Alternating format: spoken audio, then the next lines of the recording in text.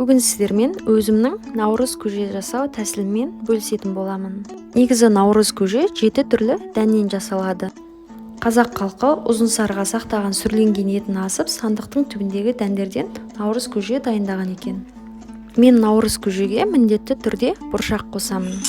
Осындай көжеге арналған арнайы қоспаларды да қосуға болады. Бұл қоспалар маңызды емес, бірақ өте дәмді болады.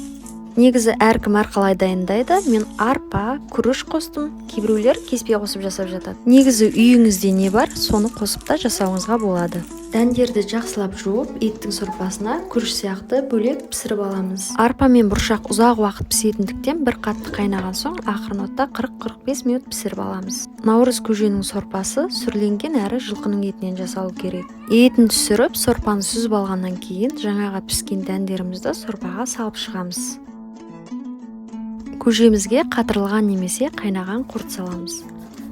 Айран құйып, жақсылап араластырамыз.